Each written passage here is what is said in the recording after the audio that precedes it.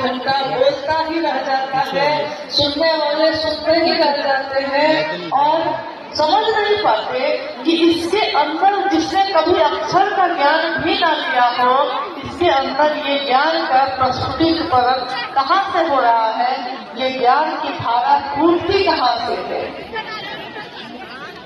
शिव के ज्ञान, शिव का ज्ञान जब किसी में उतरता है, जैसा हम कहते हैं अज्ञान तिमिरांधस्य ज्ञानांजन शलाकया, अज्ञान रूपी जो तमस है, जो अंधेरा है, उसमें अज्ञान तिमिरांधस्य ज्ञानांजन शलाकया, यानी ज्ञान की शलाका से, ज्ञान के काजल की स्याही से शिव तमस में डूबे हुए मन को, अंधेरे में डूबे हुए मन को भी रोशन कर देते हैं, रोशनी से भर देते हैं।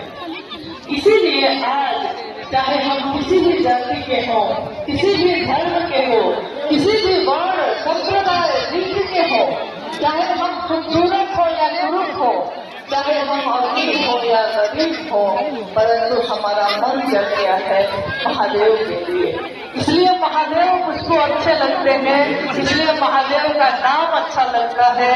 महादेव महादेव करते करते ये जीवन बीत जाए, तेरे चरणों में गिर जाए, मर जाए हम, इस तरह हमारी मिट्टी ठिकाने लगे। शिव का शिष्य अब ये चाहता है, वो नहीं चाहता कि उसको दुनिया में क्या मिलेगा, क्या ना मिलेगा, ये धरती मिलेगी कि नहीं मिलेगी, ये आसमान मिलेगा कि नहीं मिलेगा, कि 10 बंगले बनेंगे कि नहीं बनेंगे, लेकिन शिव मेरे हो जाए, ये चाहत जग गई, ये इच्छा जग गई। आज तक तो हमारे मन में कामना होती थी, संतान कामना होती थी, ऐश्वर्य की कामना होती थी, सुख और समृद्धि की, परंतु पहली बार इस जगत में साहब श्री के कारण, उनके इस संदेश के कारण, दीदी माँ के ममता भरे स्पर्श के कारण हमारे मन में ये कामना जगी है कि शिव मेरे हो सके। आज तक हमने इतिहास में, कहानियों में यही पढ़ा था कि मात्र उमा ने शिव के लिए शिव को चाहा था। आज तक हमने यही पढ़ा था कि मात्र माँ उमा कहती है अपने पिता से कि वर हो शंभु, नहीं तो रहो कुंवारी, या तो शिव का वरण करूंगी या फिर दुनिया में कोई नहीं है मेरे लिए। लेकिन शिव के भाव का ये भाव जो माँ उमा के हृदय में है, आज शिव के गण, शिव के शिष्यों के हृदय। सन 1972 में उनका विवाह दीदी राजमणि नीलम आनंद के साथ मनातूगढ़ पलामू में, जो झारखंड में है, वहाँ संपन्न हुआ था। और 22 मई 1972 के विवाह के बाद साहब के जीवन में अनेक घटनाएं घटती चली गईं। उसके तुरंत बाद 1974 में उन्होंने जिसके हाथ में जो लगा, चांदी की कुर्सी, सोने का मुकुट, जिसके हाथ में जो लगा उसके, और जैसे ही वो छूटा पकड़ता वो चीज उसको दे दी जाती। तो भारी जमा है और पूरे 2 महीने कौन किस चीज को प्राप्त करेंगे, इसमें एक व्यक्ति राजा की तरफ पहुंचता है। राजा एक कोने में अपने सिपाहियों के साथ चुपचाप खड़े होकर देख रहे हैं। जब वो व्यक्ति राजा की तरफ बढ़ने लगा और उसने राजा से कुछ भी कहा नहीं, बस राजा को छू दिया।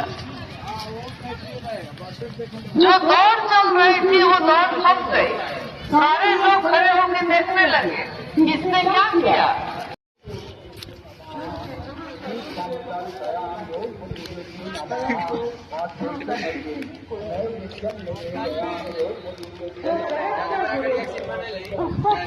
So guys,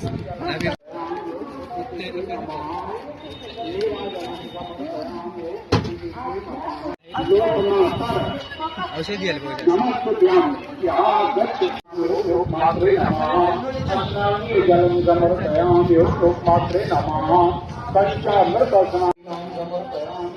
मात्रे नमः पुष्पं समर्पयामि ओम मात्रे नमः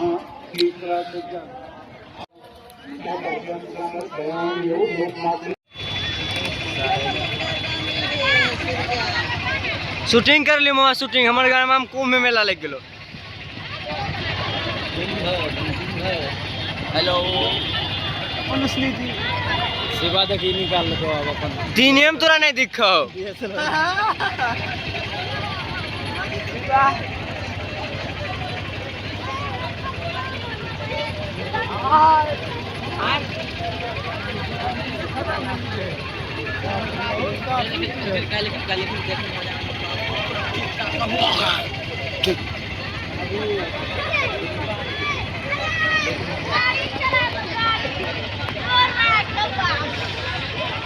मैडम त्रास दिए